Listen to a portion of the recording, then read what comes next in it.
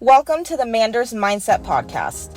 Here you'll find both monologue and interviews of entrepreneurs, coaches, healers, and a variety of other people, where your host Amanda Russo will discuss her own mindset and perspective and her guest mindset and perspective on the world around us. Manders and her guests will help explain to you how shifting your mindset will shift your life.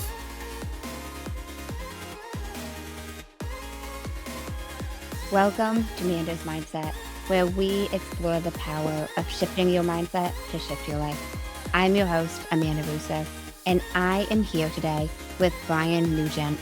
And Brian is a former professional football player, a burnout and performance coach, and creator of the Reclaim Method.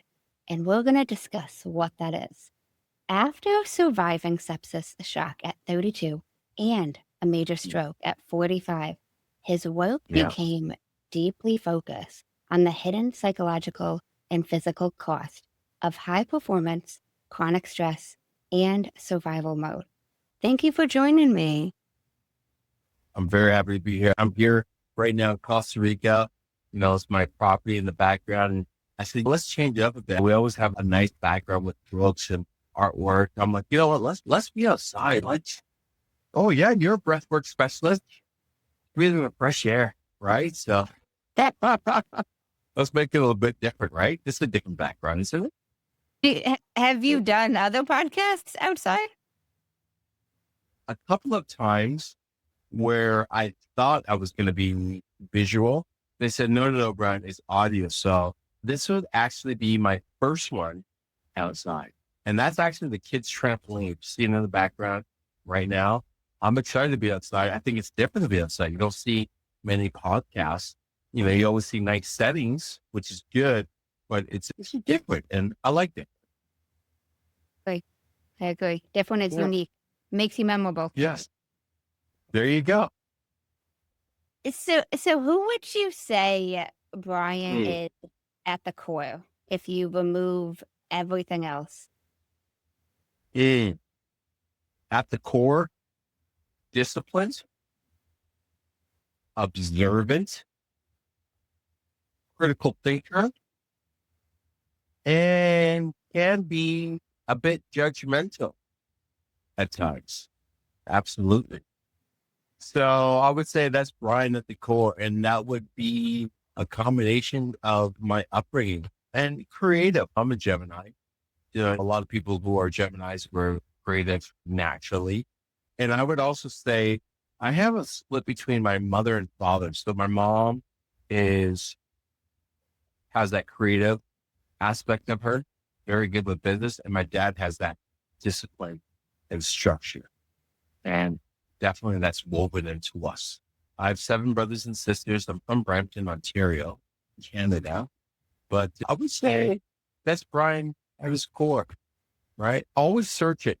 Always looking for answers, always trying to understand things. Doesn't fully understand things at all the times. Definitely more instinct-based than intellectual-based. I trust my gut more, especially as I get older, than I trust my mind. I try to keep my mind sharp, but I always go with what's in my belly. Would you say that a lot of these qualities you've always embodied? No, absolutely not. These are things that have been developed over time. Definitely playing professional football. That was an eye opener for me massively. One of the things that surprised me drastic being a pro athlete, and I was super naive being a pro athlete, right? As a pro athlete, and every pro athlete can attest to this, when you are a professional athlete, you are the best, like in college or university, doesn't matter. You are the best because you cannot become pro unless you are the best. So that's a given. But here's the funny thing. Amanda, when I turned pro, I thought I was still going to be the best. Boy, was I wrong. Everybody is phenomenal, right? Everybody can do what you can do. Like, it is unbelievable. And I remember one time I was in practice. It was like, what's your welcome moment to the professional leagues? When they were running by me, and I felt breeze. I was like, you got to be kidding me. You mean to tell me I felt two humans run by me and there was like a turbulence of wind? I'm like, the type of speed, this is unbelievable. So that was my welcome to the pro. And then not only was that straight on the amount of pressure to be a pro athlete, especially in football, because you have the fans, you have the media, you have your coaches, you have the critics, and then you have the sponsors, and then you have yourself. And it's consistently, hey, can you do this? Hey, can you perform? Hey, can you do this? Hey, can you perform? And that every single day. So 2 years, I would say, I was like, can I really do this? Like there was a lot of, I don't want to say it, but there was a lot of doubt. But I kept telling myself, hey, they picked you for a reason. And this is kind of normal of what to go through these types of stresses. It kind of reminds me of having my firstborn kid. The first 2 years were super tough because I was like, you mean to tell me I have to protect this thing? You mean to tell me I have to take care of this? You mean to tell me it's counting on me? So for 2 years, I was like, this is a lot of anxiety to feel all the time. But then after 2 years, grace of God or whatever, maybe get used to it. Your body, your mind, your soul, your spirit just said, okay, we've been through this. We know what to expect. And I got better. No, I have 3 kids, but yeah, that's the situation. I'd love to backtrack a tad bit. You mentioned 7 brothers and sisters. Where do you fall within that? Younger, older? So I'm number 5. My sister's the oldest. And then I had 3 older brothers and then 2 younger brothers. And it was very competitive to grow up in that environment. And also my dad expected a lot. And, there's some things that he has done as a father that I'm replicating as a father today. And I don't mean that in a good way. Like my dad would always say, are you stupid? Are you stupid? Like if you did anything, are you stupid? Are you dumb? Unfortunately, and I use the word unfortunate, I have that habit too. So when the kids mess up, I'm like, are you stupid? And as soon as I say that, I think of Winston Nugent, which is my dad. I'm like, come on, Brian, you got to be better. You got to do better. But, obviously I'm a better version of what he was. I'm not saying my dad was bad, but, we grew up in a time period where it was common to, if you messed up, you got the beats or spankings all the time. But that was my generation, right? You just got spanked all the time. It is what it is. Now, you said it was competitive with your siblings. How so? Yeah. Well, I had 3 older brothers, right? So we used to play this game called the B word, right? So what it was is that anytime you say a word with B, right? Whether it's bubble gum or bread, or boy, it doesn't matter. You have to touch your chin. You just have to touch your chin. But if you don't touch your chin, you get a nice shot in your arm. You know what I mean? So you would hate to be talking. Yeah, you're laughing, right? You would hate to be talking because you're now so cautious. Every time, like you're coming from school, you're like, oh man, I had such an amazing time at school. This boy at school, and then you're talking, and your brother would come close to you, like, yeah, that sounds amazing. And then bam, you're, oh, what? I'm telling you, a good story. Why don't you hit me on his shoulder? And he's like, oh, you said boy. You're like, oh my. So what would happen is you just stop talking, but then that would take the fun out. You know what I mean? But just things like that. And you look back, and we're obviously a lot older. We all get to, and we look back and we laugh about that stuff. But whether it's competition like that or playing sports all the time, right? We played soccer, we played football, we played British Bulldogs, which is a game where it's like Red Rover, come on over. Everybody would hold arms together, and then you would have to run, and you would have to break right through the pack. You know what I mean?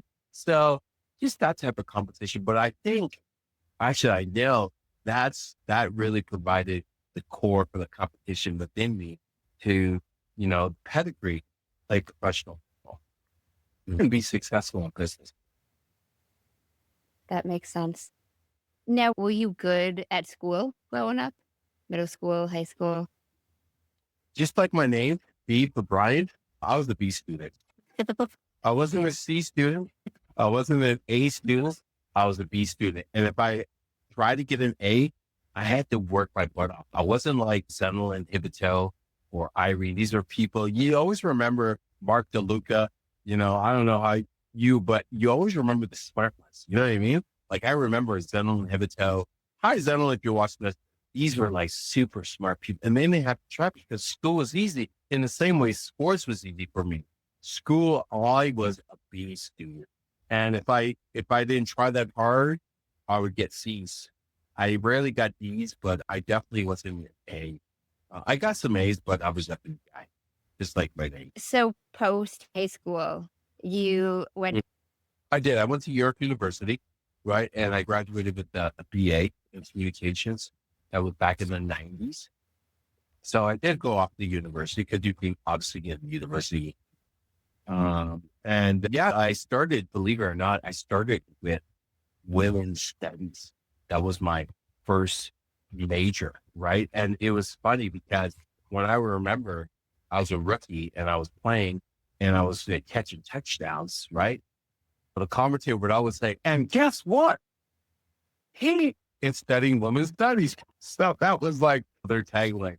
But I ended up changing after my second year into communications. So, and that's what I did. Yeah. What made you go into women's studies at first? I don't know. It's so interesting, right? And I work predominantly 99% of my clientele are females. It's been like that for decades. So I've always been observant with trying to understand people, yet alone women, right? As a male, I think it comes natural to me because I am a male, right? And I've done well in business and in sports. So to understand men from this perspective, that kind of comes natural, right? In that degree. But then when I want to understand women, I think that's where I wanted to get into women's studies and just understand their plight, their fight, and the things that they're going through on a consistent basis. Even though there's similarities between us, there's massive differences between men and women and the struggles that we face. That's Yep. true. So what, if you remember, what made you shift into communications? So I was doing women's studies and I was learning a lot, which was good. But then as a as a collegiate athlete and as a top collegiate athlete, it's not uncommon for them to ask you, hey, can you go to this charity event? Can you go to this golf event? Can you go to this event and speak? Right?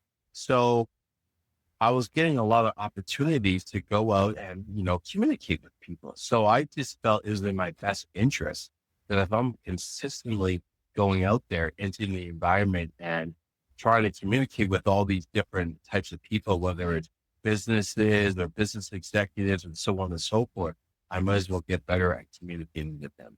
So I think that's what was the natural transition of why I wanted communication. That makes sense. Is definitely universal. Yeah. So post college, you go pro right away? Yeah, I did. So I got drafted first round 9th pick overall in the Canadian Football League. And I went to play professional in Calgary Stampeders. And it was very exciting because I was on the other part of the country. And then what happened was, I remember this was like my, hey, Brian, welcome to being a pro athlete moment. Not the, hey, welcome to being a pro football player, but pro athlete was, I remember buying furniture and I remember going up to the front and, bill was, a few $1,000s. And the guy looked at me and he goes, Brian Nugent? I'm like, yeah, Brian Nugent. He goes, Brian Nugent. From the Calgary Stampeders, I'm like, yeah, Brian Calgary Stampeders. He's like, this is on me. I'm like, what's on me? He's like, all the furniture. What's like, wow. I was, thank you. So that was my welcome to being a pro athlete moment. So I was super grateful, very generous, and extremely lucky and blessed at that very moment. That guy, he must have been the owner of the furniture store. He just gave it to me. I was like, Wow. right? How was being pro for you? You mean being a professional athlete? Yeah. I would say one of the things that I learned is to deal with immense, and I mean immense, that's how I would describe my experience, immense pressure, because there's nothing like it. I mean, there's many highs and there's many perks with the pay and the lifestyle, but what's behind that is the enormous, for me, I'm only speaking for myself, but I think a lot of other pro athletes can attest, is the enormous amount of pressure that is involved on a daily basis. Because every single day you have someone behind you. Like, think of how many jobs are like that. Like a teacher doesn't have someone right behind them licking their chops, hoping that you slip and they're going to take your job. Well, it's firefighter, the police. Or I'm not taking anything away from those jobs, because every job is unique in its own front. We're just saying, hey, you got to have a different type of mindset to deal with this type of immense pressure from the fans, from the sponsors, from the coaches, and yourself, right? So it just taught me, and it didn't happen right away. It took me a couple of years, I would say. I played 5.5, a couple of years to deal with the enormous amount of pressure and to somehow normalize it.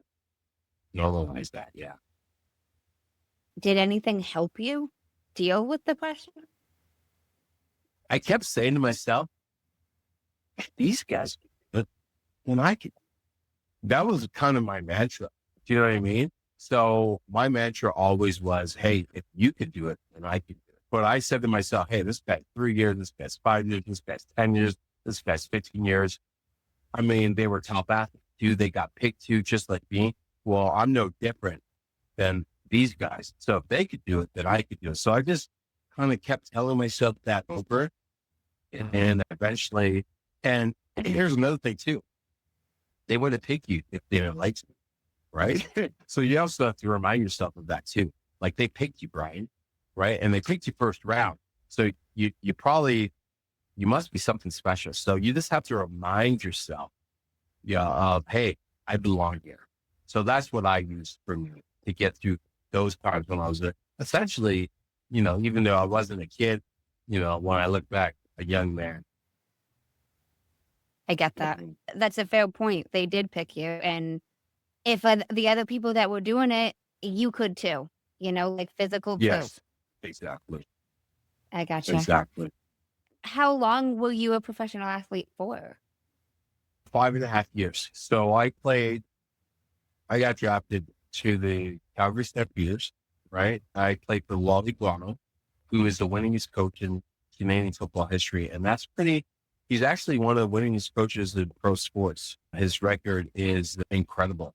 And then after I played with him, then I went to the Indianapolis Colts, and I was with Tony Dungy in the NFL. I was with Tony Dungy and Peyton Manning and Bill Polian was a GM, and Reggie Wayne and Marvin Harrison were the wide receivers, right? I believe Marvin Harrison's a Hall of Famer now. And then from there, I went to Montreal Alouettes, and I played with Don Matthews, which is, I believe, the second winningest coach of all time in the history of the Canadian Football League. And I was there for a while. And then after that, I finished with the Toronto Argonauts, and I played with Michael Clemens. He was my head coach. So, you know what? It's funny you bring that up. Those are some of the greatest lessons, because, to play with like Wally Guano, which is the winningest coaches of all time, winningest coach, Don Matthews, which is second winningest coach of all time, and then Michael Clemens, which is way up there when it comes to like excellence. I was fortunate enough to have some unbelievable, incredible teachers when it comes to winning, when it comes to perseverance, when it comes to this is how you do it and you overcome difficult situations, right? Because we all go through difficult situations, difficult times. I've been through my fair share. So I was extremely fortunate to be around that type of ecosystem. What would you say was one of the most memorable lessons you learned? Oh, sorry, my No my worries. shirt just came undone. That's the blooper reel. That's the one that's gonna get the most views, right? Clip that one. All right. The most thing that I ever learned, you know what? Okay, this doesn't have to do with football. This has to do with the trip that I took to Africa. Okay. And I just feel like I have to say this, right? So in 2009 or 8, I went to Africa, Kenya, Maasai, and I went there to build schools and hospitals with the Michael Pima Funders Foundation and Lead. And this trip was, and we went there, we built schools and hospitals and to see how poor these people are and how much we have back home, right? And I remember Michael, which is Michael Pima Funders, he said, and I'll never forget this. He said, we have more, but smile less, and they have less, but smile more. I was like, oh, wow. And you know what? I'm like laughing because I was so bewildered. I remember one time, this African guy, obviously they're making pennies on the dollar every day. He had this beautiful bracelet, and then we're not talking gold or silver, right? We're just talking like one of those leather bands. I was like, really nice bracelet. I really meant it. And this guy tried his best to take it off to give it to me. And in my head, I was like, bro, seriously, you don't have anything, like, keep the bracelet. But the level of, like, they just have a different type of energy, different soulfulness, right?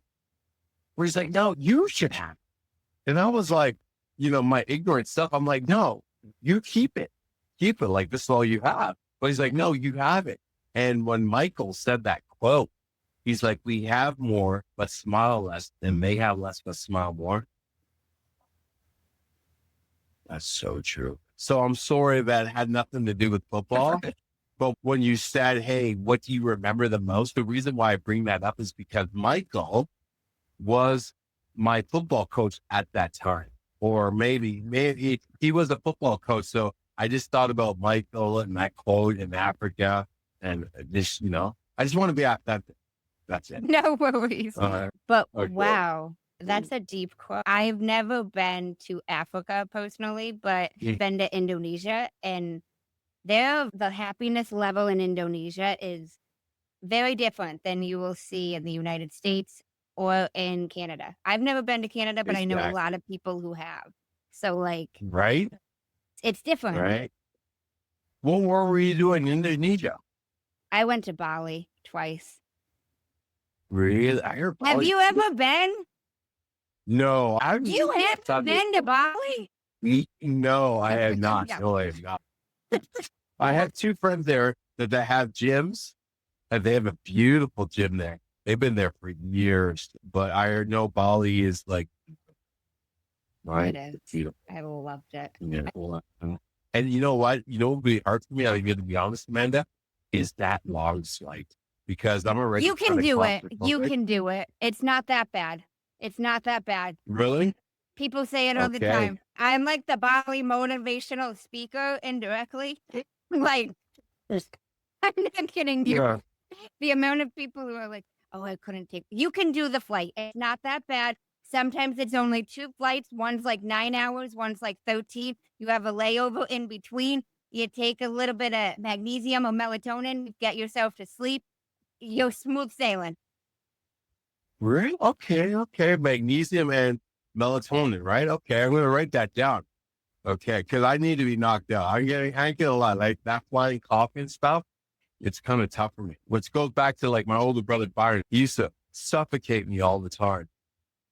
When I was younger, like putting a pillow over my head. Because that's what older brothers did back then. Like that's just how it was. You know what I mean? Boys will be boys. And he gave me claustrophobia. You know what I mean? So yeah. So every little thing I'm always like, oh, where's the exit? Where's the exit? How do I get? Okay, there's the exit. Okay, yeah, okay, I can get up. Yeah, I'm good. right? But if there's no exit, I'm like, oh, breathe, Brian, breathe, breathe, Brian, breathe. Breath work. I need some breath work from you. Well,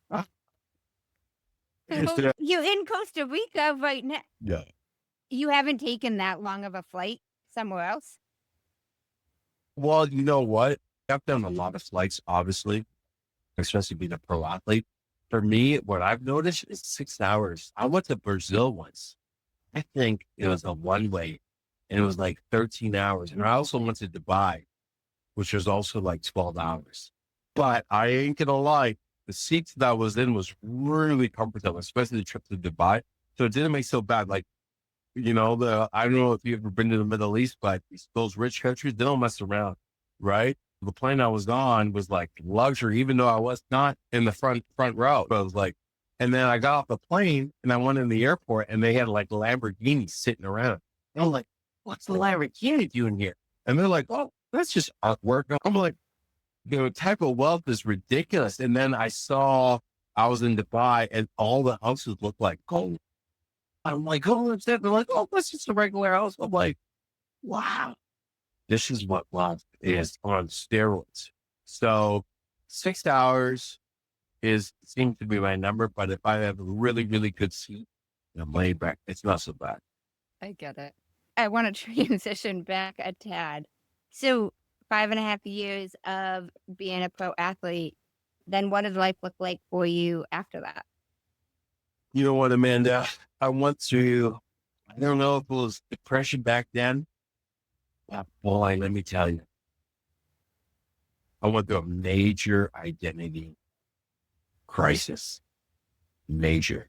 Because what happens is your entire life is predicated on being that, right? If you're a pro athlete, for sure, you're an athlete from when you're a kid. You don't say at 17, 18, 19, oh, I want to be a pro athlete. No, that's where you're going to get drafted. So you were an athlete from like 4, 5, 6, 7, 8 years old. Like that's just a given. So with that said, you were playing sports every day, all day. Then if you were blessed and lucky enough, you turned pro. Wonderful. Then when pro is finished, you're like, what am I doing with? So I remember distinctively, I gained significant amount of weight. I'd say about 60 pounds within 6 months. And I knew I kind of gained weight, but I still had that little look like, oh, I'm still kind of in shape. But it wasn't until I came back from a trip from like Bermuda or Bahamas. And you know, when you see the picture, you're like, well, that's me. Because pictures will tell you how people see you. It's not what you see in the mirror. It's what you see in the picture. So I saw the picture and I was like, yeah, this is bad. This is really bad. So I got my act together. And you know what? It was difficult at first because that was a rude awakening and I had identity crisis.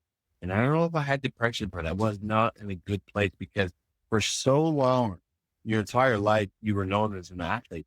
And all of a sudden, you're not an athlete anymore. And it's time to find something new. So that transition, and many athletes can attest to this. You don't have to be pro because you could be an NCAA athlete, right? And when that's up and that's finished and you have to find something new, that time period from when it's finished to finding something new, hopefully you do. And hopefully something is fulfilling. That can be for many incredibly. Makes a lot of sense. The identity shift. It's almost losing who you've known yourself to be. Massively. And as an athlete, I think it's even worse because think about this. You're kind of adored. Like how many jobs are you adored? Think about the professions of like, we adore this person. It's either an actor or an athlete or an entertainer. Any other job, maybe you're a high specialist as a doctor, like adored, meaning like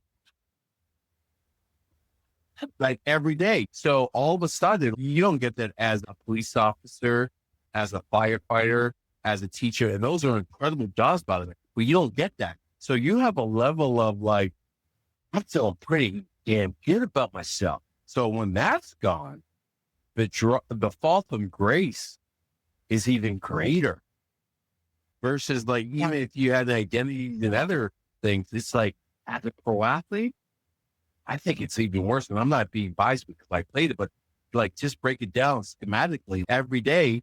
Everyone's asking for autographs. That's not a regular job. You don't go to your job and everyone's like, hundreds of people like, hey, man, they can't be autographed. Can't be autographed. So the fall from grace, I don't want to say fall from grace, but like, when that's done and then you get into the real world, that gap is enormous. I bet. Now, you said Yeah. you gained a lot of weight and you didn't notice till you saw it in a picture. Just because you saw it in this picture, what was it that made you make that shift to get your stuff together? I was embarrassed. I saw the picture and I'm like, are you serious? I'm like, you're going from like, I'm still in my 20s, right? And in your 20s, you're in your prime, right? I was a wide receiver. So every wide receiver, for the most part, is like ripped, looks amazing. You know what I mean? They just have a physique where it's like, oh my goodness. You know what I mean? So, and you've had that physique for years on end, right? And then all of a sudden, you're 60 pounds overweight. So you see this picture and you go to this like mental problem. You're like, you let yourself go, bro. Not only do you look bad, you're not disciplined, you're not focused. You don't have, I don't want to swear on your podcast, but you don't have your shit together. You know what I'm saying? This is terrible.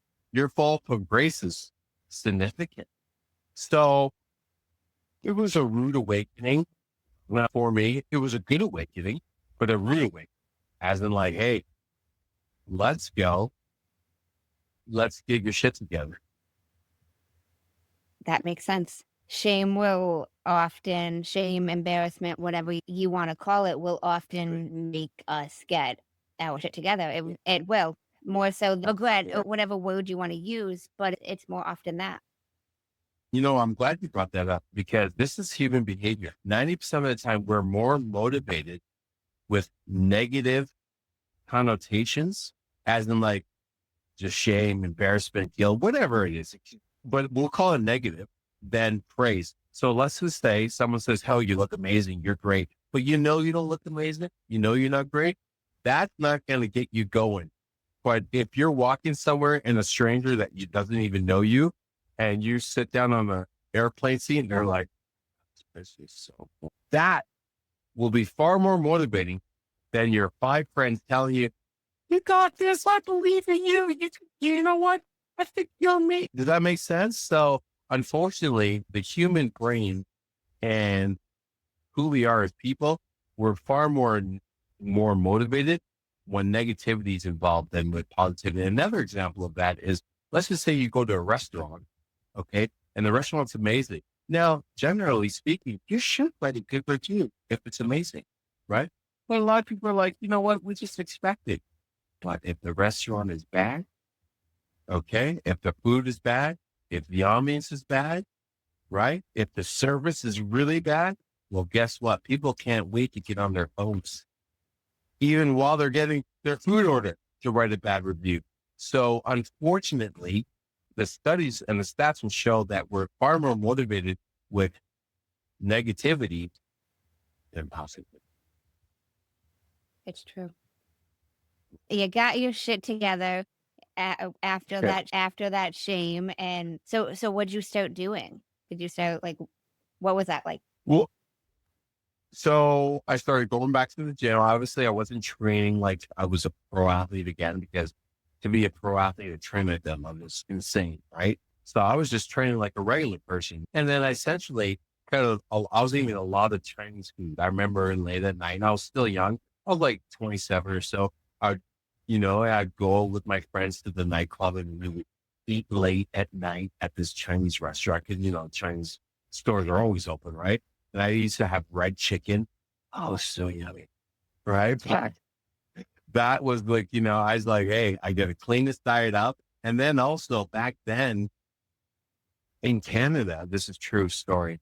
This is when Red Bull came out too. Red Bull in Canada, not the States, in Canada. Red Bull kind of came out in early 2000 in Canada, right? And I was drinking Red Bull like it was water. Like Red Bull. I was having like 25 a day. 25? And viewers are going to be like, who is this guy? This guy's crazy, right? Exactly, right?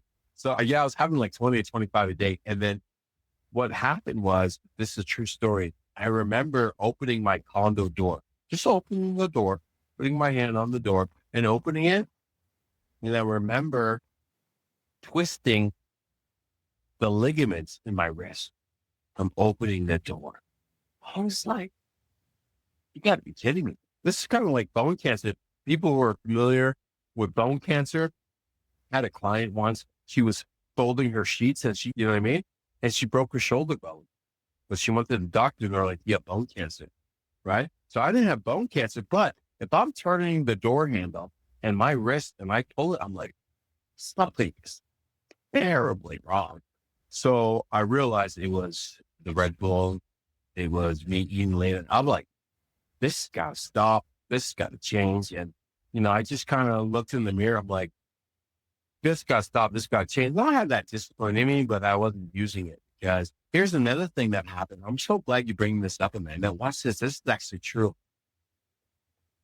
Because I retired, right? Because I retired, my brain thought I was still a pro athlete in the sense that I can still eat what I want, drink what I want, and get away with it, but I wasn't nearly burning as many calories. So when I was a pro athlete and I was a wide receiver, and those that know the wide receiver, like you're essentially a professional sprinter. You're essentially a Ferrari, right? That's what your body is, right? So my body was eating and consuming like 12,000 calories a day, but that was not a big deal given the fact of how hard I was training. Okay. If you're a high level athlete at that type of pedigree or coach, you would understand, okay, 12,000 sounds absurd, but yeah, that makes sense. So now what happened was I retired, but guess what? I was still eating like I was still a professional athlete, right? But I wasn't.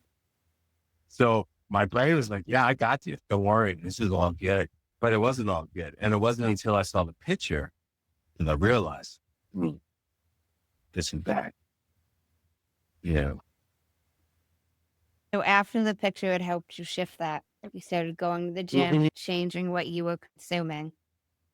Yeah, exactly. And then massively reducing my calorie intake, which took some time, took about 4 or 5 months, because you got to remember, for years, I was consuming like 8 to 12,000 calories. You don't go from 8 to 12,000 calories to like 4,000 overnight. It doesn't happen, right? It takes for me, it took me quite a bit of time. It took me like 4 to 5 months before I really brought it down, right? Where my body could consume the appropriate calories based on my energy expenditure per day, right? So you do that about 4 or 5 months and it shifted things for you. Yeah, it took some time because I was still battling with the fact that, hey, identity crisis. I was still battling with, oh my God, I gained like 60 pounds, right? And I was still battling with, what do I do with myself now that I'm not an athlete anymore, right? So there's a lot going on. And I know for people who played professional sports or who have something similar, this is not an unusual situation, but no one tells you about this. No one says, hey, by the way, this is what's going to happen most likely. Now, it doesn't happen to all of us, but it happens to many of us. After you get your shit together from that situation, was that around when you launched the business, when you started getting into that? Okay, so my business, it's interesting how I got into it. So I coach high achieving women and helping them with burnout, right? But that's not how I started. I actually started as a personal trainer for fitness. So what happened was during my university years, I got certified as a trainer because it's not unusual, okay, that if you play a sport, especially like football, basketball, volleyball, soccer at a high level, it's not unusual to people would come to you and say, hey, can you train me? Because you're already a high performance athlete. They would actually rather have you than someone who's a certified trainer, because they're like, hey, you went through it all. Kind of look at it like, the equivalent of somebody who is a multimillionaire in business, but never went to business. But then there's the professor who has all the analytics on business, but never ran a business in his life. Which one do you want to pick? So a lot of people will pick, the business guy who made millions of dollars and he didn't finish high school because he understands it all. So it's not uncommon for people to look at you and say, hey, can you train me? Well, I ended up getting certified. And then what I discovered was that the majority of clients that would come to me with women were high-powered executive women. I mean, statistically, anybody who's a bona fide, consistent trainer, they would comfortably say, especially if they've been in the game over 10 years, most people that get personal training are women, well over 70%. So I ended up training a lot of women, and in those sessions, training those women, it's not uncommon. You're kind of like a hairdresser where they're like, oh, this is what's going on at work, or this is the difficulty I'm having with this person, that person, and so on and so forth. And I would naturally rebuttal. But when I would rebuttal, I would give really good advice. So the women were like, hey, that was really good. Thank you. I say something, they're like, wow, right, that was really profound. I'm like, yeah, thanks, right? And we would go on. But I was hearing that over and over and over again. Okay. So then what happened was, I was like, you know what? Maybe I should get some training in this.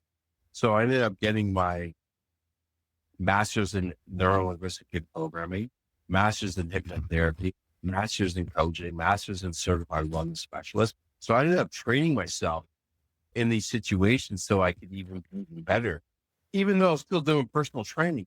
And then I opened up my own coaching practice. So I simultaneously had a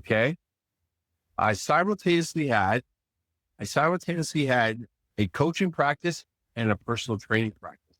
So I would personal train people in the morning, okay, and then do coaching, right? And then it evolved.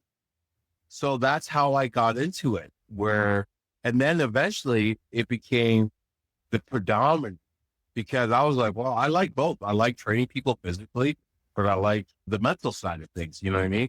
Going to my office in Toronto and sitting down and having my legs crossed and let Susie tell me what's going on, and then helping Susie with her problems.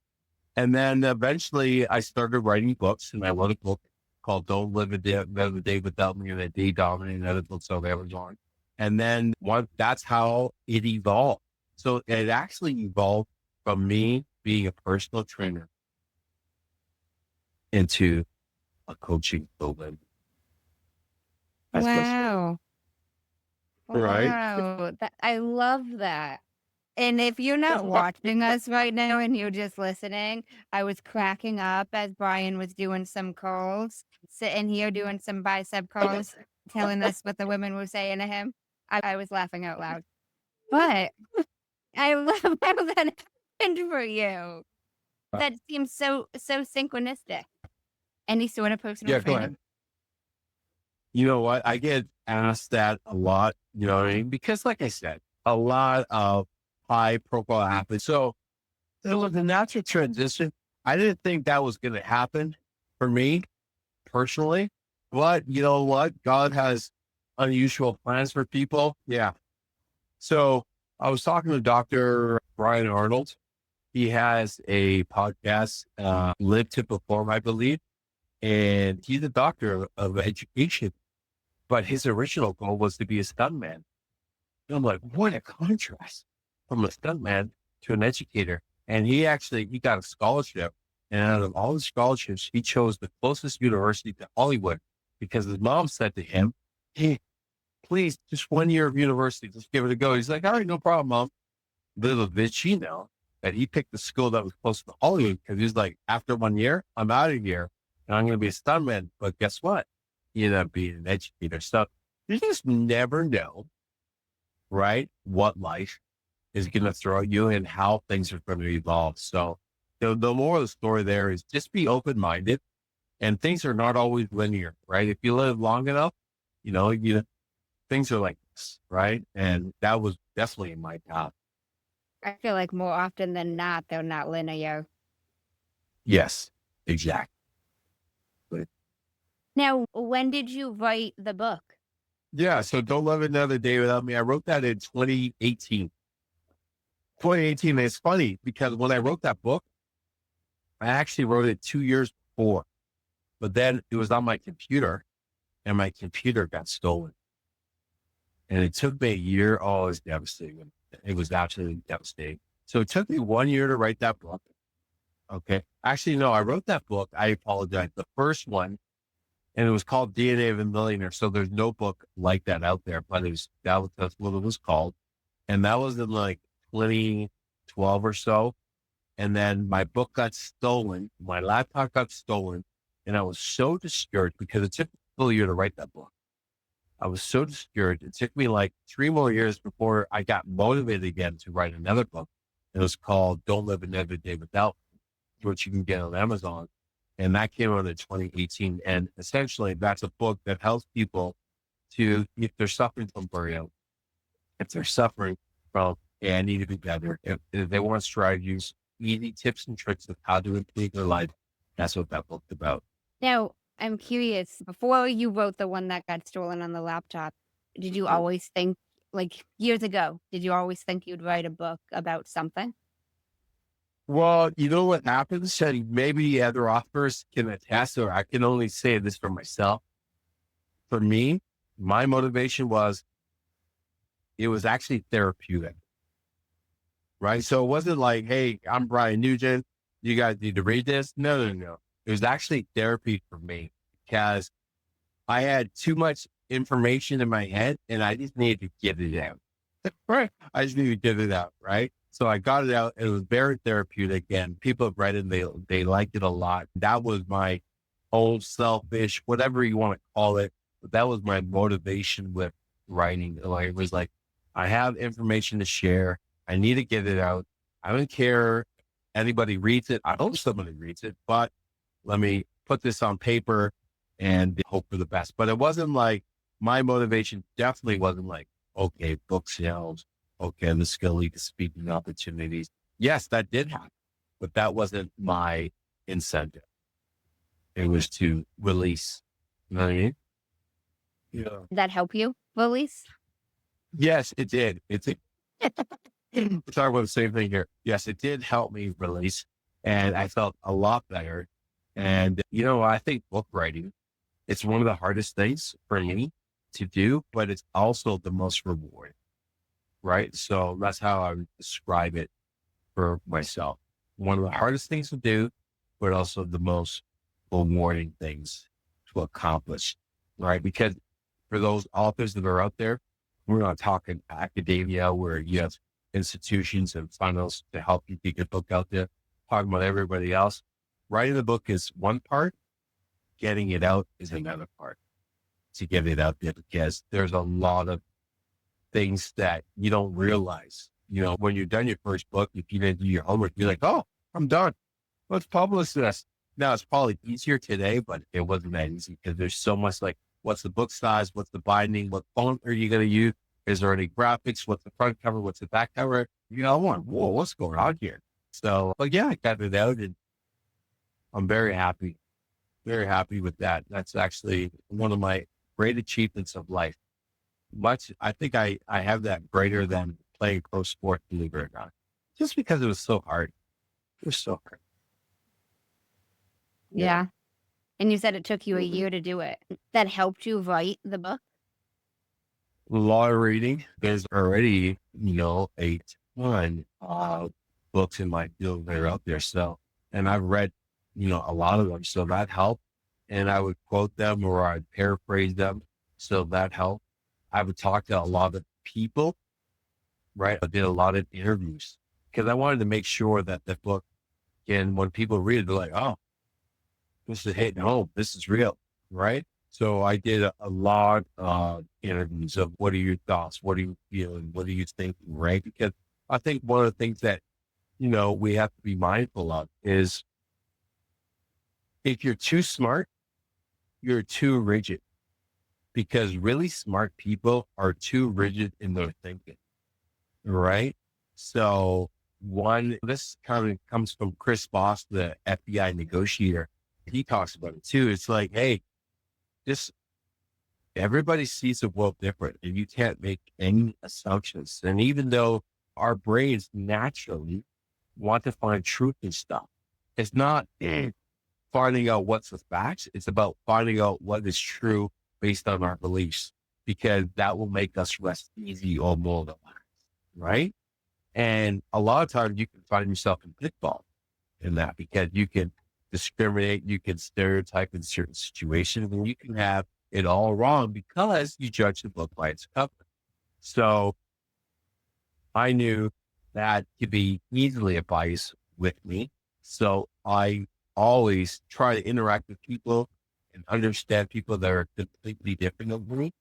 And how do you see this? How I see it. How do you see it? And then you hear and see and feel different things from them. You're like, wow, I never saw it like that. But that's why you have to be very careful with, where if you're too smart, you can be too rigid. You have to be able to have capacity to let things go and be extremely open-minded. And that's difficult for a lot of people.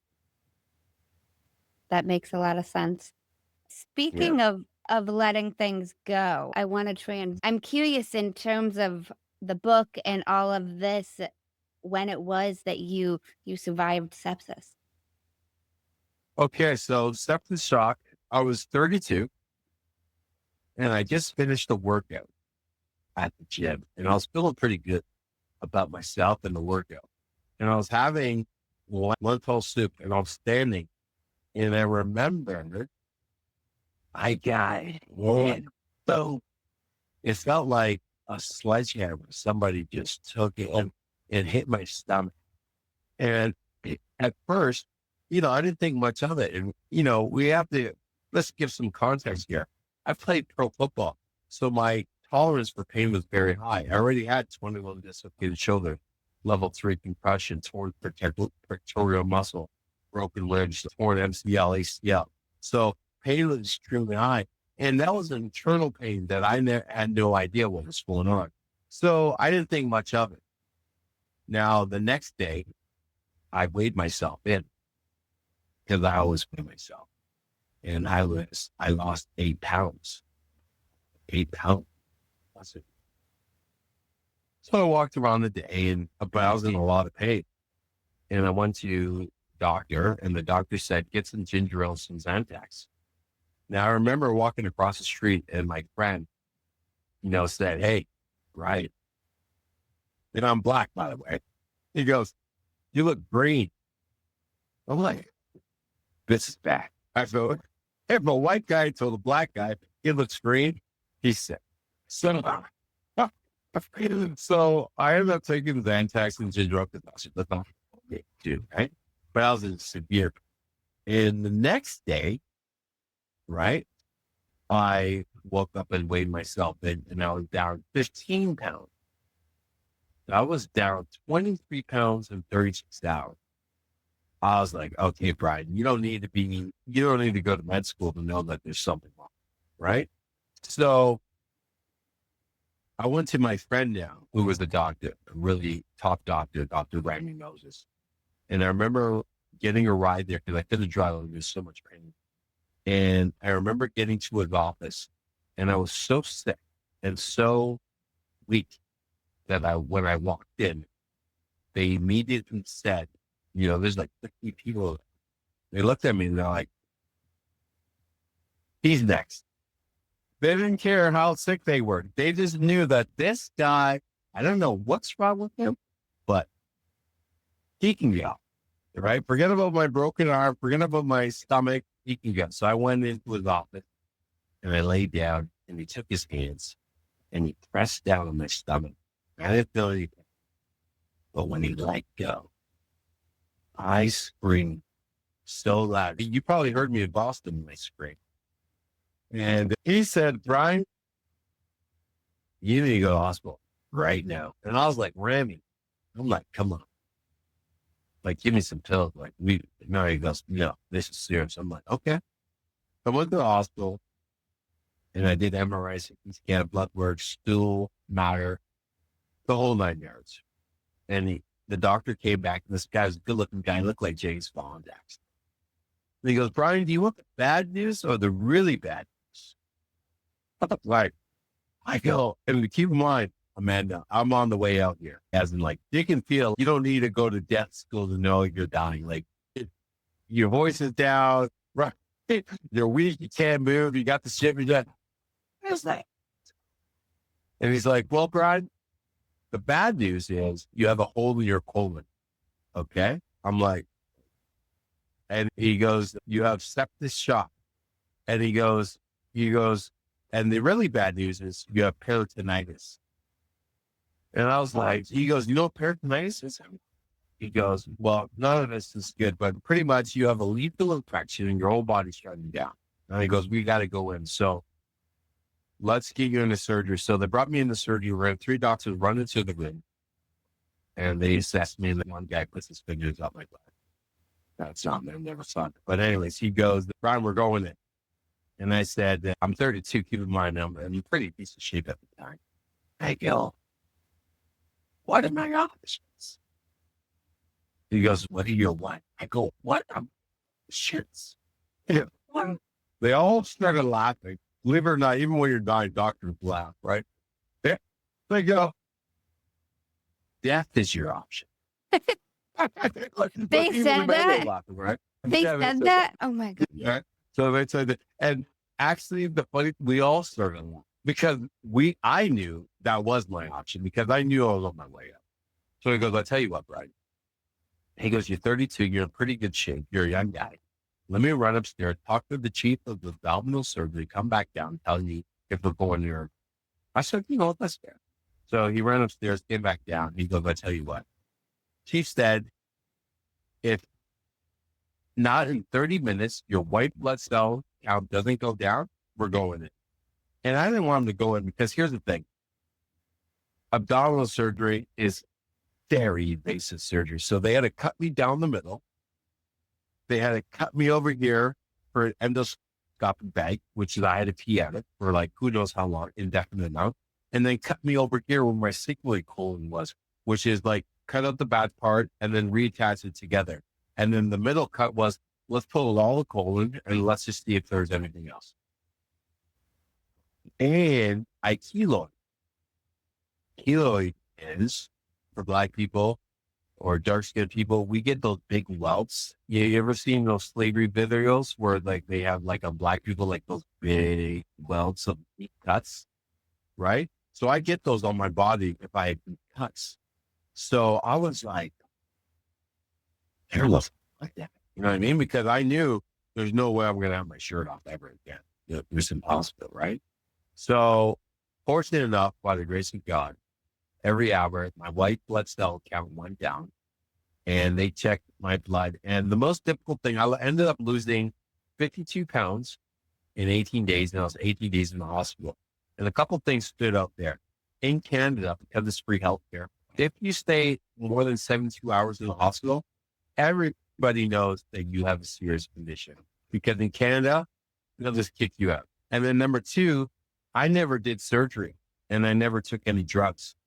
So that was to the doctors a medical mystery. That made them say, what's going on? So by the time I left, there was like 22 doctors in the room and they're like, it's this guy. He's the one with no surgery. So I ended up leaving the hospital, but because I never did surgery, because my colon was still injured, right? It wasn't like they fixed it. I ate avocado and bananas for 3 years. And that's all my body did.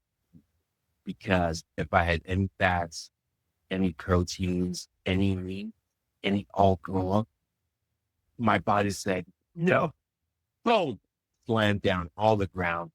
And I was like, are you kidding me? So that took me like 6 months. And I believed at the time, this is my new life, because after 3 or 4 months, you're like, okay, I'll get better. But then 5 months, and then 6 months, and then 9 months. And then by a year, I was like, I ruined my life. But it took me 3 years. I ate avocado and banana for 3 years. That is wild. And you don't have any idea how you survived it without it. Grace of God, right? God is obviously more powerful than all of us combined. So, I mean, if he wanted you, he would have taken you. So that's how I look at it, right? God said, hey, this is not your time. It's no different than me having my stroke last year, a major stroke, where I had That was just last year. experience. Yeah, that was last year. And I saw my mom, who died 32 years ago. And my mom, this is a near-death experience. And, NDEs are out there. People know about this. But I saw my mom. She was wearing like a white skirt up to like mid-cut up to her thighs. And my mom pretty much said, without talking, she's like, hey, Brian, you want to come with me? Or do you want to go back? And I said, oh, I got to go back. I got 3 kids. And the moment I said that, I went back. I had so much pain because I'm back in the real world. And my wife drove me to the hospital. And I did MRI, CT scan, the whole 9 yards. And I suffered from a major stroke. And I'm still struggling today with it, in the sense that I lost my ability to walk and talk and count to 10. So it took me 4 months, 10 hours a day, just to get to about 40%.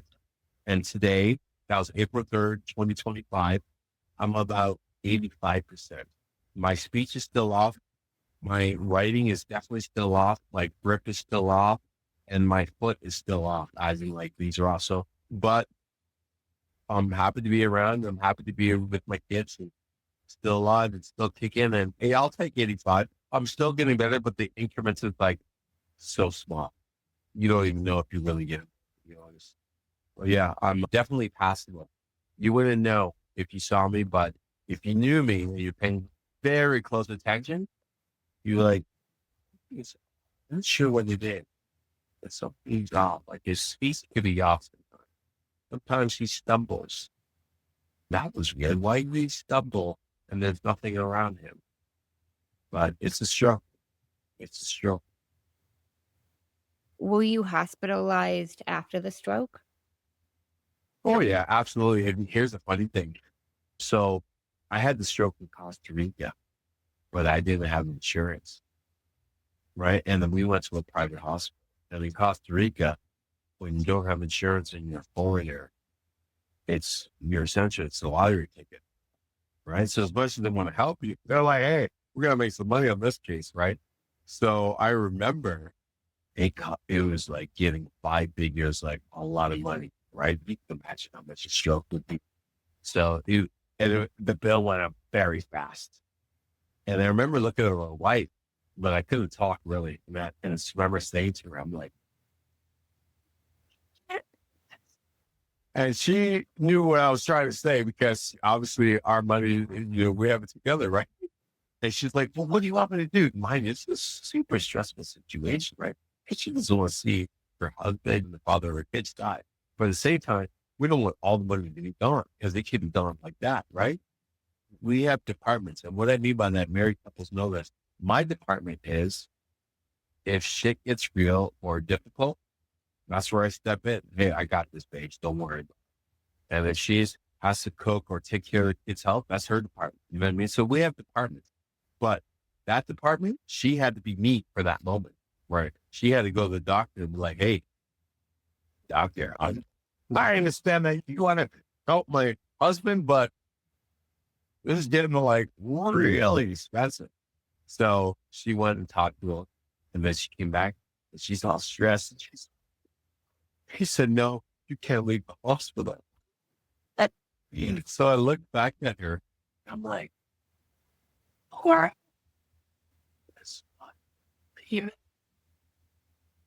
And she mustered up all the strength that was in her. She went back to that doctor. And she goes, thank you, doctor. Thank you so much for what you've done and how to help my husband, but we have to leave. Because, here's the thing, right? As much as you want to help your health, guess what? You still have to think about the kid's future. You still have to think about the kid's education. And maybe I need to go so that we have some money left, because we're talking like tens and tens of thousands, like really quick here and fast. So he goes back to the doctor, and the doctor says to her, if he can walk to me, then you guys can go. Well, she walks back to me. She goes, Brian, even one, I can't walk or talk or count to 10. She goes, Brian, just so you know, the doctor said we can leave. I'm like, what? She's like, right? Mind you, we didn't have a plan. But she said, hey, you have to walk to him to tell him that you can be okay to leave. It was the most difficult thing I've ever had to do in my life.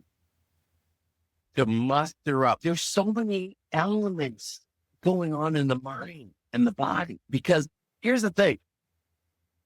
You want to get healthy. You want to be around your kids. You don't want to leave the medical attention. But at the same time, the bill is just getting ridiculous, right? But anyways, I'm like, so we ended up going everything to have the power. And I made it to the doctor, and the doctor took his paper and he wrote diagnosis. And he didn't even write or release part. He just wrote diagnosis, big bold letters. And he said, I do not approve Mr. Brian Nugent leaving this hospital. And he also said this. He didn't write it down. He goes, in my 32 years, he goes, if you leave tonight, you're probably going to have a hemorrhage and die. And my wife looked at me, and I looked at her, and she looked at me, and he just stood there and he looked at both of us like, what are you going to do now? So not only was the walk the most difficult thing I had to do, the decision to still pick up and go was also one of the hardest things. But we picked up and left, and fortunate enough, my church and many doctors at that church and many people kicked in to help out. So I ended up staying at a friend's house, and I'm in Costa Rica, beautiful sun, vitamin D, and there's an ambulance attendants that came, many doctors, because I have doctor friends that came, and through the grace of God, here I am today. You left the hospital. I left the hospital absolutely against everything the doctors ordered. And when I was leaving, everybody stopped what they were doing. They're like whispering. They're like, because I had stroke, and it was a major one. And, I'm still not fully recovered, but I'm definitely passable in many ways. But you know yourself, you're not capable of doing the things that you used to do, but you're still passable. And, I'm very grateful for that. So yes, I left, and I'm not taking no medications whatsoever. They had a laundry list of medications you have to take after a stroke, to stay alive. But that's me. Yeah. I'm blown away that you just left the hospital. I did. I left the hospital. That's a Netflix. Obviously, you didn't bleed out because you're sitting in front of me. Yeah.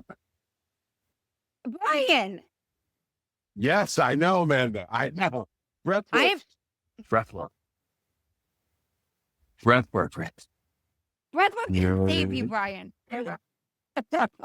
Honestly, what saved me? I mean, obviously it's God, but what did I do to get where I am today? I did 10 hours of rehab, 7 days a week for 4 months to get to 40%. So what did that rehab look like? Everything for stroke survivors or stroke people who know you don't get anything back unless you actually do it thousands of times. So it's not like a baby where it's like a baby will eventually evolve and get better. It's like a stroke will take everything from you. And then if you don't do those movements, it's gone. And you have to do a lot of brain and talk to the muscle. So like my walking arm, like when I walked, my arm was all over the place. So I had to tell my arm, hey, when you walk, it should only go this. You know what I mean? Writing, I had to walk forward, backwards, sideways. I had to get up, get down, and everything. Like if I was writing on paper, okay, fine. But if I had to write on a chalkboard, I had to learn that too. If I had to write on a different type of paper, I had to learn. If I was writing and I got to the end of the paper, because my hand was off the paper, that whole sensation of like, your hand is off the paper when you get to the bottom of the paper, I had to learn that. So everything, like thousands and thousands, and there's still thousands of things that I haven't learned yet, but I had to learn how to drink again, like how to bring the cup because your hand is all over the place. You're like, oh, come back to the mouth and your hand is shaking. You know what I mean? And then you'd be like spilling everywhere. And this would just repeat, 10 hours of rehab, 7 days a week for 4 months significantly helped me. I only got to 40% after that. And then I'm about 80, 85-ish. Like I said, my speaking is off a bit. My walking is off, and definitely my precision with my hands. So if I'm doing dishes, it's not unusual if the dishes fly out in my hands or I break the dish because it's already slippery. And then if your hands are not, you don't have that tactile dexterity, it's not 100% there, and it's already slippery, it's gone. So it's little things like that, but you wouldn't notice that. You wouldn't know I had a stroke if you met, but and goes around me. So curious how the first 24, 48 hours go for you after leaving the hospital. Extremely scary because people are taking me to the washroom, right? Imagine you have to do it number 2, shower, can't brush your teeth, for days, right? I was just sitting in the bed and I can't move. I could barely talk. And I'm definitely, if I can talk, I'm super stuttering and missing words. So I would say extremely scary and extremely painful. Those are the 2 things that jump up the most. Extreme pain and extreme fear because you don't know if you're going to have the stroke again. Because if you know it's a stroke, the likelihood of having a second one, within the first 30 days is like 90%. And then 60% after 60 days, and then it goes down over time. But that was my word. And I think the most difficult thing besides that was my little guy, Thor. That's his name, Thor. He was 2. I couldn't throw him around because I'm that dad that runs, throws him around. And he's a boy. He's like, ah. So I couldn't do that. And for him, that really messed with his mind. That really messed with him. Because he was like, something ain't right, Dad, because he would throw me all the time. So I saw the difficulty with him and how he would act. Because he's like, he can't articulate, but he's like, my dad is not normal. I don't know what's going on, but he's not normal. What would you say you learned the most from the stroke? So I've learned a lot. Discipline. Because, I talk to other stroke survivors. And one thing I learned, and I didn't know this at first, it took me like 10 days after the stroke to find this out, but I started to pay attention. If you don't work to get it back, you're not getting it. I don't care whether it's talking, speaking, writing. I don't care what it is. Whatever you did before, if you don't specifically work on that, it's gone. Absolutely gone. So I had to be really disciplined with thousands of different things that you would take for granted, whether it's putting a comb through your hair. You know what I mean? Because here's the thing. I constantly have the shakes, right? So, you'd grab the arm and you'd be like, you literally, because it's all connected, right? You tell your mind, hey, calm down. Calm down. Calm down. Okay. And then you comb your hair or crack an egg or drink or open the door, like everything. And you had to do that hundreds of times before you were adequate at best. You know what I mean? So I wouldn't say it taught me, it reinforced more discipline. So I would say that's what I would That's a takeaway. The reinforcement of this is who I'm a part. And here's the funny thing, Amanda. There's so many stroke survivors that I've talked to where once they got like decent at something, because they required so much work to get there, they're like, I'm done. And here's the funny thing. I don't blame them because I knew how much it required to get there. And they were so tired. And fortunately enough, I played pro football level of business. So I had that tenacity, that grit to like keep going because you can't get to these types of levels of success in life unless you have grit and tenacity and all those other attributes. So that came in hand when I was in my darkest days. I bet. Thinking about dark. I told you it'd be dark behind me. I'm sorry. Amanda's like, I'm going to do this interview. I don't know if we really tell the truth about dark. I didn't think you were not telling the truth. I didn't know we'd start this long. Yeah, it's fine. I'm having a great time. Trust me, it's all good. So now I'm curious, and I ask every guest this, Yeah. and I'm sure you have had a lot of these, but I'm curious what you would say has been your biggest aha moment. Well, I've had a lot like aha as a rule. Can you be a bit more narrow with that? What are we talking here? There's so many aha moments, just so that we can help the audience more. Let's dial in more because I've had a lot. What would you say aha and what though? Where you started looking at the world differently. Okay. I would say the sepsis and paradigmatic that I have a 32. And I'll tell you why.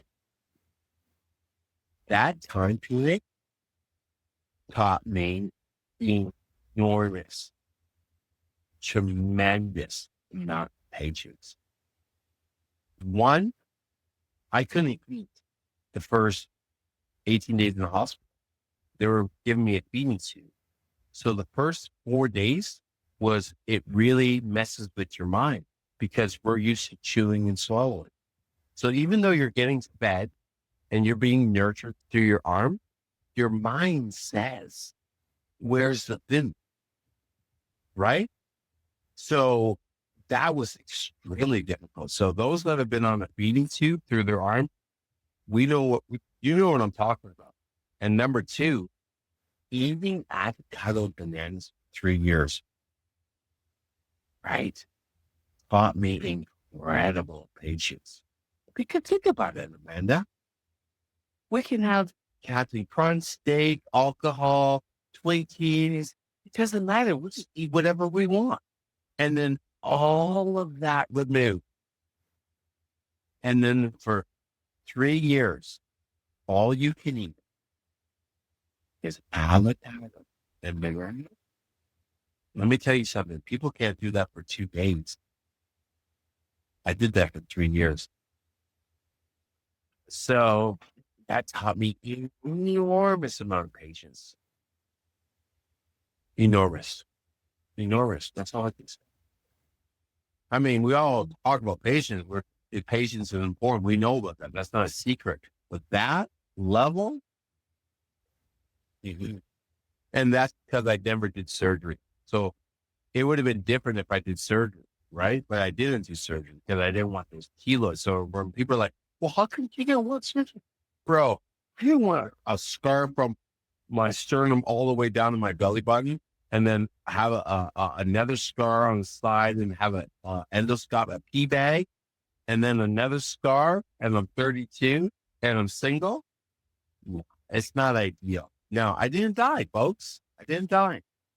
Right. So people are like, hey, you could have died. I'm like, yeah, you're right. But, last time I checked, you can't get out of life alive. Can't get out of life alive. So, that's it. You can't get out of life alive. None of us will.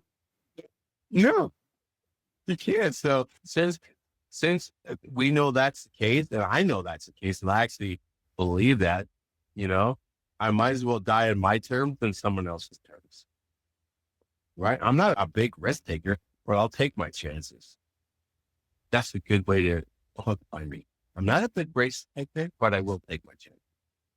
So I don't go out there and do reckless stuff on a daily basis. That's not me. I got 3 kids in the way. I want to be around. But there are times like my stroke, I took the chance. I get that. I respect that. Dying on your own terms. I respect that. I really enjoyed this, Brian. Good. I enjoyed it too. We probably went longer than you were thinking, but Honestly, I don't look at the time and be like, oh my goodness. No. At the end of the day, what I want is the audience to look back and say, hey, there are some things that I can apply to my life. I want them to continue to listen to your podcast because you continue to bring value. Or, you know what, they can contact me and I can help them, transition with difficult aspects of their life, So at the end of the day, it's fine. This is not anything bad. I think this is all good. And at the end of the day, you're contributing good frequency and vibration to the universe. And I'm doing the same. It's all positive. I completely agree. You're right. Have you heard of a man named Jay Shetty? Oh, absolutely. I know. I mean, I don't know, but I know exactly who he is. I'm just making sure. Yeah. I'm a big fan. So he's got a podcast called On Purpose. It ends it with 2 segments, and I've borrowed those 2 segments. And I borrowed these segments, and we end Mander's Mindset with them. Segment is the many sides to us. 5 questions, and they need to be answered in 1 word each. What is 1 word someone who was meeting you for the first time would use to describe you as? Focus. What is 1 word someone who knows you extremely well would use to describe you as? Driven. What is 1 word you'd use to describe yourself? Observant. What is 1 word that if someone didn't like you or agree with your mindset would use to describe you as? Too much. That's 2 words. What? You know what? Actually, intense. Intense. You found 1 word. Got it. Yeah, I found 1 word. And that's the word they use. That's actually the word. Because I've heard it. They're like, oh, man, he's intense. Yeah, so intense. What is 1 word you're trying to embody right now? Fulfillment. I like that. Second segment is the final 5, and these can be answered in a sentence. What is the best advice you've heard or received? The same one that we talked about earlier. We have more but smile less, and they have less but smile more. Meaning, man, be happy with what you got. Why would you say that's the best? For me, it teaches you gratitude. It teaches you, hey, you know what? You're not better than anybody else. Be grateful for what you have. Give back. Like it embodies all of that. You know what I mean? Whatever's in front of you, be happy with what you have in front of you right now. Because a lot of people will trade places for where you are right now. And that's the problem with a lot of us, where we're always thinking, hey, I want this and that. That's not a crime. But that's trading a place, because obviously there's somebody else there who was there. But watch this. There's somebody else who would also trade a place to be exactly where you are right now. I completely agree. What is the worst advice you've heard or received? That's the worst. When I hear it doesn't matter. It always matters. All right? It doesn't matter. For example, me and my wife were watching a rom-com. It was funny, but it was like, it doesn't matter. The mom said, what is this equation? And he goes, 2 plus 2 is 7.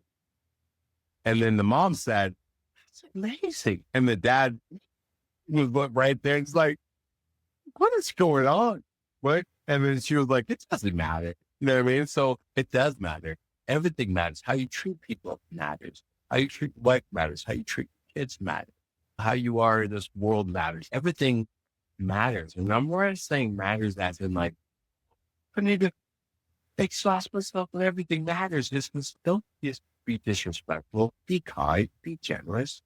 Think with your heart, right? It matters to smile. It matters to stay hello. It matters to make a difference in the world every single day. It matters. I agree. What is something you used to value that you no longer value? Stuff, right? Being a pro athlete, you make a lot of money. Motorcycles, cars, those are nice. Material things. So yeah, I used to value, I like material stuff, right? When I was younger, but I'm almost 50 now. I used to value material things and I don't value those things anymore. If you could describe what you would want your legacy to be, as if someone was reading it, what would you want it to say? This guy cared about people and he always wanted to give back in some capacity, right? Giving back. That would be it. Give back. If you could create one law in the world that everyone had to follow, what would it be? And I want to know why. I would think it'd be, the law would be to give back, right? The mandatory law would be you have to give back on a daily basis and you'd have to prove that you're giving back just like you paid your taxes or whatever, right? It's like, okay, this is what I did this week. These are the 30 things I did for this month. These are 365 things I did for the year. So giving back doesn't have to be something extraordinary, right? Giving back could be helping your neighbor cut the grass. Giving back could be somebody's struggling and they need to drive to work. And you say, hey, you need a ride? Let me give you a ride. Giving back could be seeing somebody, they need some money and you say, hey, here's $50, right? So giving back doesn't need to be this lavishing thing. It's just the mindset of not thinking about myself and thinking about others. And here's the beautiful thing about that. The law of reciprocation. So as you think about others are going to be thinking about you. But the more you think about yourself, the less people are going to be thinking about you. But if everybody's thinking about everybody, well, then guess what? It's just this domino effect where it's like, oh man, all these people are just taking care of me. But guess what? That's happening to that person. That's happening to that person. That's happening to this person because everybody at all times is taking care of everybody. Instead of always thinking about our own selfish ways and selfish needs. I like that law. Thank Well, you, Brian. I really enjoyed our conversation. thank you. I thought it was amazing. Very natural, symbiotic relationship, good chemistry. You asked fantastic questions. And I'm really grateful and honored to be here. And I just hope that somebody can take something away from what you said or I said and apply it to their life in a positive way. I do too. And I will link your website in the show notes, but I like to give it back to the guest. No pressure, but if you have any final things you want to share with the listeners. I'm always reminded of a quote, especially I'm speaking to you high achieving women right now. Okay. And I want you to ask yourself one question only. Are people getting what's best of you or are they getting what's left? Sit with that. I'm going to sit with that myself too. Thank you, Brian. Well, thank you, Amanda. Thank you for having me. And it was amazing to be here with you. And thank you guys for tuning in to another episode of Amanda's Mindset.